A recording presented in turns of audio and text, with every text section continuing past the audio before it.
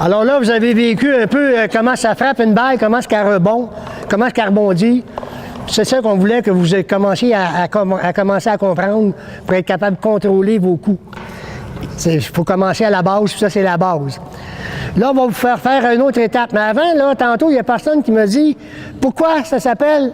Pourquoi ça s'appelle pickleball? Il y en a qui savent. Non, pas toi. Oui. Toi, je veux pas. Toi aussi, tu vois, là, lui, là. C'est à cause d'un chien qui s'appelle Pickle. Oui!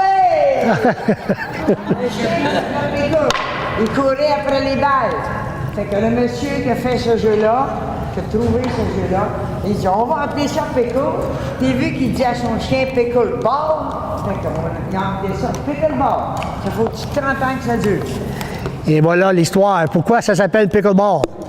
On ne l'a pas dit tantôt, mais petit à petit, vous allez comprendre tout ce qu'on sait, qu'on tente de vous transférer.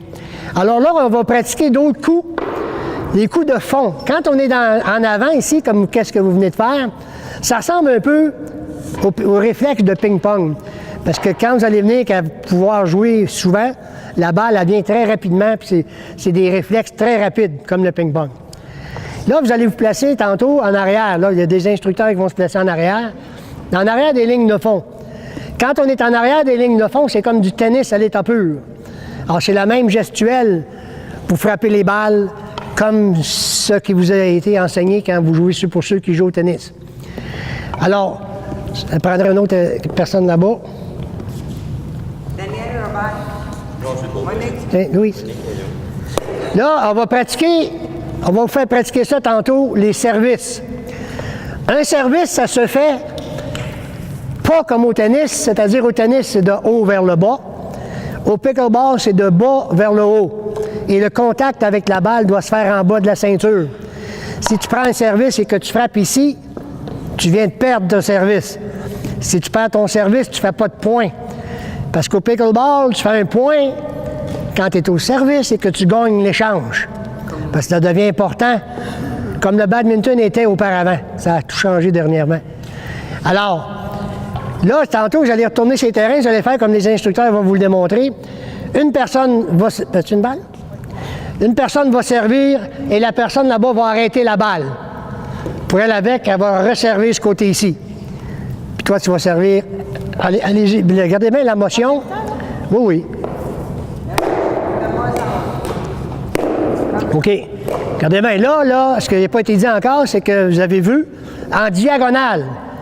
C'est-à-dire que tu n'as pas le droit de toucher à la ligne ici, mais la balle, il faut qu'elle s'en aille à diagonale du serveur au receveur. Et si on parle de Françoise, elle va servir.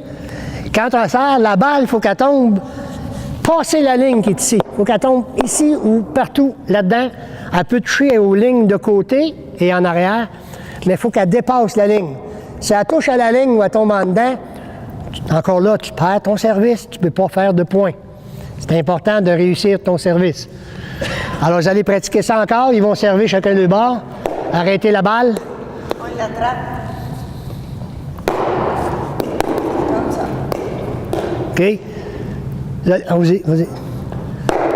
Vous allez faire ça. Ils vont faire ça pendant 3-4 fois, juste pour vous habituer comment frapper de loin, jusqu'à quelle force vous devez mettre dans la balle pour qu'elle se rende. Ensuite, face à face, vous allez commencer à